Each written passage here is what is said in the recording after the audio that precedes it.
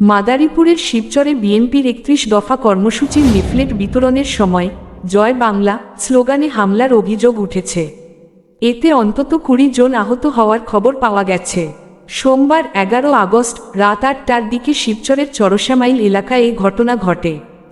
আহতদের বেশিরভাগই উপজেলার পাঁচচর ইউনিয়ন বিএনপি ও অঙ্গসংগঠনের নেতাকর্মী। এ ঘটনায় স্থানীয় আওয়ামী লীগ নেতাকর্মীদের দায়ী করেছে বিএনপি।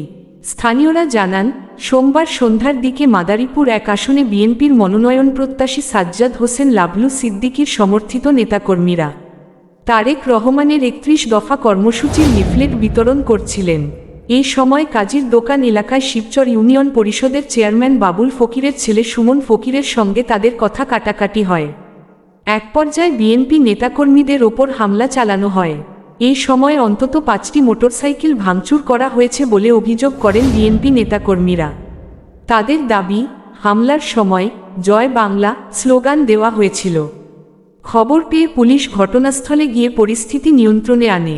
উপজেলার স্বাস্থ্য কমপ্লেক্সে ভর্তি আহত একাধিক ব্যক্তির দাবি, ইউনিয়ন পরিষদের চেয়ারম্যান বাবুল ফকিরের ছেলের নেতৃত্বে শতাধিক মানুষ দেশি অস্ত্রশস্ত্র নিয়ে জয় বাংলা স্লোগান দিয়ে তাদের ওপর হামলা চালায়।